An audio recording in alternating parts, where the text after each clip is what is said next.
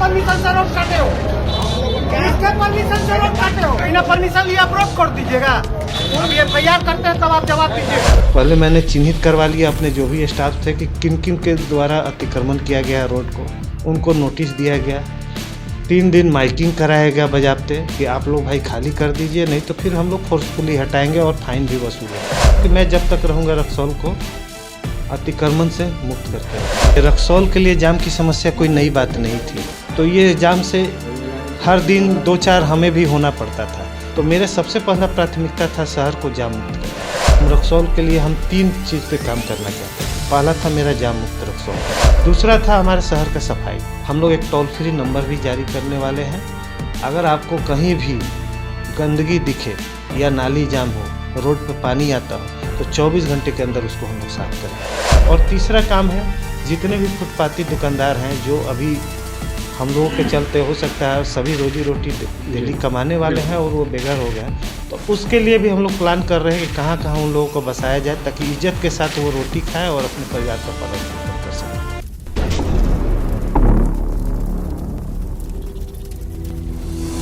नमस्कार, मैं नवीन गिरी, आप देख रहे हैं खबरी। एक रक्सौल के लिए जाना माना चेहरा बन गया है आज एक अधिकारी। वो अधिकारी जो रक्सौल के लिए एक सिंघम, वो सिंघम जो आपने पिक्चरों में देखा होगा। वो इस तरह की घटनाएं, क्योंकि यहाँ पे जो हो रही है रक्सौल में, इससे पहले मैंने नहीं देखा, क्योंकि मैं भी जन्मा यहीं पे हूँ, बढ़ा यहीं पे हूँ।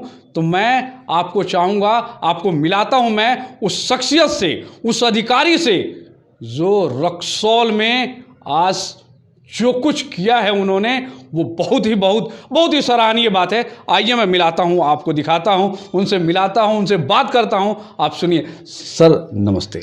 नमस्ते। सबसे पहले खबरी 24 को मेरे तरफ से हार्दिक शुभकामनाएं।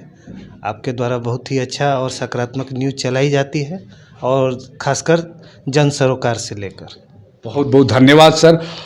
मेरा सबसे पहला सवाल है सर, आप डिप्यूटेशन पे हैं कार्यपालक पदाधिकारी के रूप में नगर पालिका में, दोनों जगह मैनेज करना बड़ा मुश्किल लगता होगा आपको, क्या लगता है, नहीं लगता?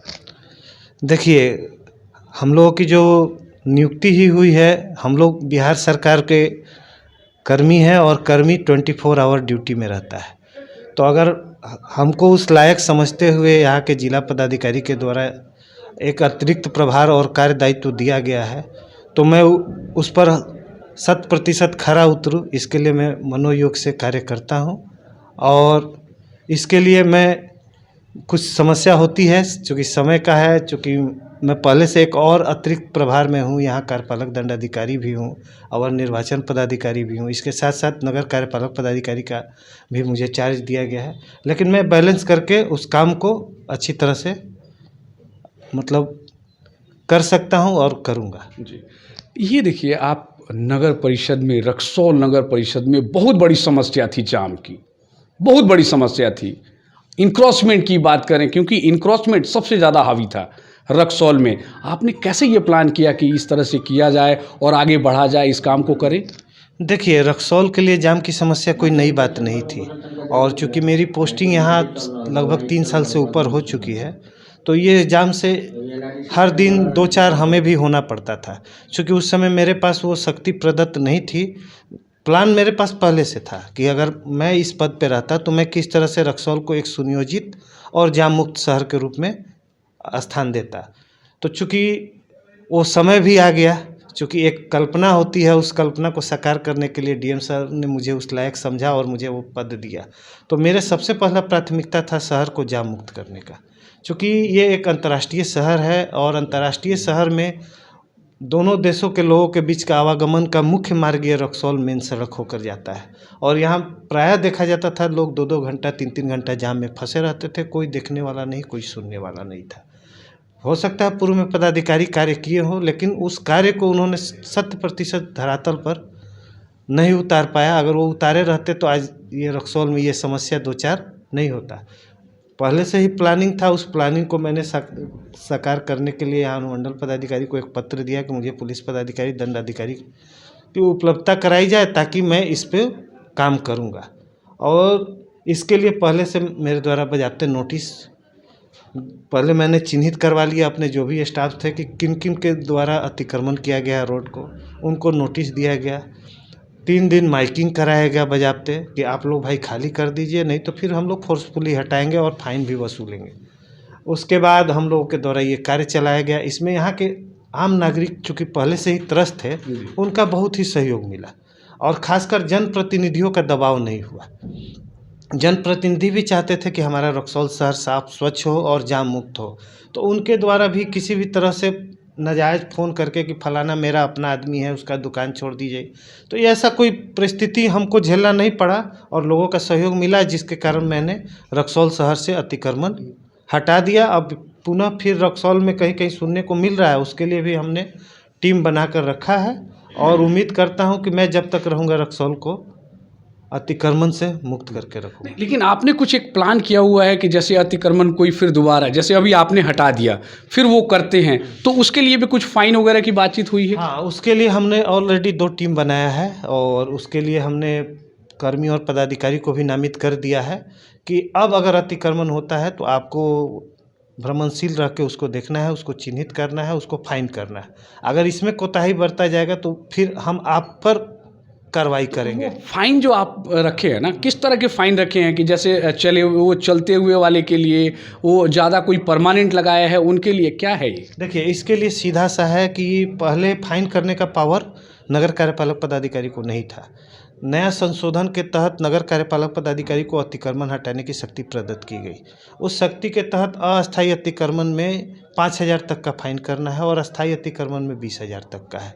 तो उसी में हम लोग जब निकलते हैं तो उस दुकान वाले का हैसियत या वो कितना अतिक्रमण किया उस हिसाब से हम लोग लेते हैं। तो हम लोग मैक्सिमम 5,000 तक भी वसूले हैं। जैसे जो मेन रोड पे बालू गिट्टी सरिया गिरा के जो लोग पूरा जाम किए हुए थे, उन 2 दुकान से हम लोगों ने 5-5 हज़ार रुपये वसूला। बाकी जो मोटरसाइकिल बाइक या और भी दुकान थे उनसे हम लोगों ने 2-2 हज़ार रुपये वसूला। फुटपाती दुकानदार थे, उनके हैसियत से 100, 200, 500 रुपये भी हम लोग जो गरीब तबके के लोग हैं, छोटे मोटे दुकानदार हैं, इनके लिए आपने क्या सोचा है? कुछ तो सोचा होगा ना आपने, उन गरीबों को कम से कम बचने के लिए। सीधा सा है कि हमारा अभी सड़क बन रहा है, मुख्य सड़क, जो कि मुख्य सड़क पे पहले भी था और उन लोगों के द्वारा भी दिया गया कार्य में देरी के लिए अतिक्रमण को बताया गया। तो जैसे ही सड़क बन जाता है, हम लोगों ने कुछ जगह देखा है कि सड़क और जो मुख्य सड़क अभी बन रहा है या नाली बन रहा है उसके इतर भी हमारे पास पर्याप्त मात्रा में जगह बच रहा है। तो ऐसे जगह को चिन्हित करके हम लोग वेडिंग जोन कर देंगे ताकि फुटपाती दुकान वहाँ इज्जत से अपना काम कर सके। अभी फ़िलहाल के लिए जितने लोगों को हटाया गया उनको हम लोगों ने सैनिक रोड में शिफ्ट कर दिया है कि अभी आप इज्जत के साथ वहाँ अपना दुकानदारी व्यापारी करिए। जिस दिन सैनिक रोड कंप्लीट हो जाएगा, सैनिक रोड ही हमारा मुख्य सड़क हो जाएगा, तो जो हमारा नहर का रोड है, नहर का रोड काफ़ी चौड़ा है, तो वो हम लोगों ने उसको भी चिन्हित किया है। त्रिलोकीनाथ मंदिर से लेकर जो भेलाई जाने वाला मुख्य सड़क है वहाँ तक में हमारा अच्छा खासा स्पेस है, उसको हम लोगों ने पहले से चिन्हित किया है।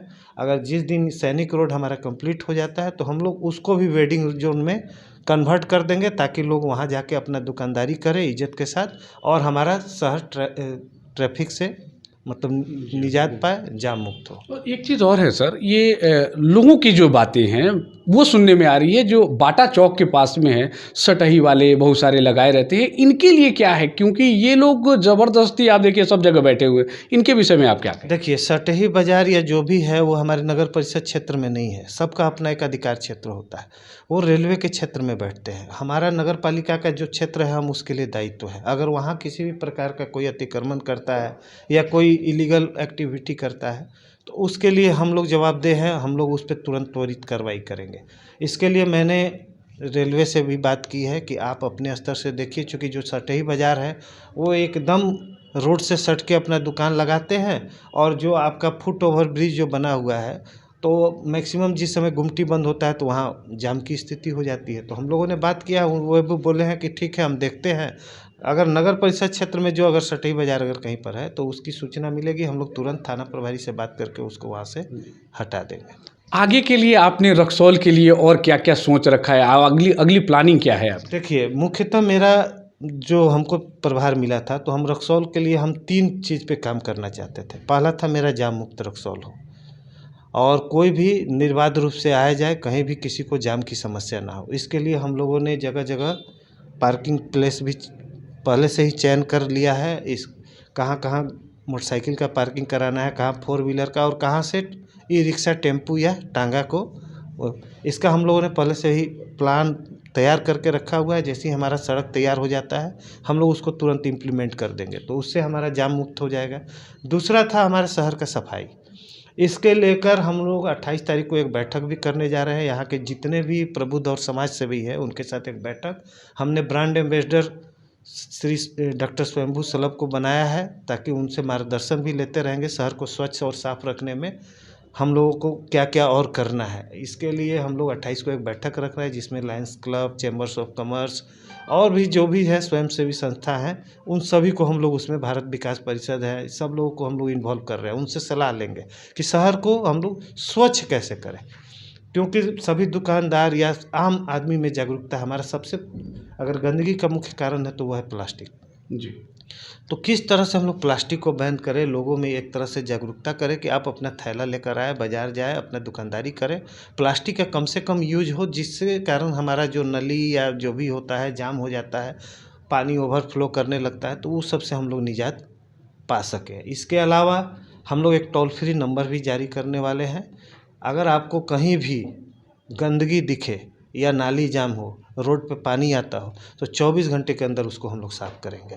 इस पर भी हम काम कर रहे हैं, और वो टोल फ्री नंबर हमारे शहर के हर मुख्य जगह पर रहेगा। आपको जहाँ गंदगी दिखे उस नंबर पर आप व्हाट्सअप करिए, गंदगी के साथ टैग करके।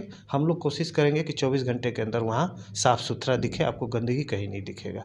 इस पर मेरा एक काम है। और तीसरा काम है, जितने भी फुटपाती दुकानदार हैं जो अभी हम लोगों के चलते हो सकता है सभी रोजी रोटी डेली कमाने वाले हैं और वो बेघर हो गए, तो उसके लिए भी हम लोग प्लान कर रहे हैं कि कहाँ कहाँ उन लोगों को बसाया जाए, ताकि इज्जत के साथ वो रोटी खाएं और अपने परिवार का पालन पोषण कर सके। ये मेरा मुख्य है। बस धन्यवाद सर, धन्यवाद। ये थे संतोष कुमार सिंह साहब, जो सारी बातों को बारीकियों से बताया, क्योंकि 3 पॉइंट्स जो मेन है, तीनों पे इम्प्लीमेंट करने की ज़रूरत है और धीरे धीरे इम्प्लीमेंटेशन की तरफ भी बढ़ रहे हैं। ज़रूरी है, रक्सौल विकास तभी करेगा जब अधिकारी और यहाँ के जो भी नेता है, अधिकारी के साथ साथ नेता, दोनों की इन्वॉल्वमेंट ज़रूरी होती हैं। जब तक दोनों सामंजस्य बैठा के अगर चलते हैं तो रक्सौल ज़रूर विकास करेगा। इन तमाम जानकारियों के साथ मैं नवीन गिरी, खबरी से।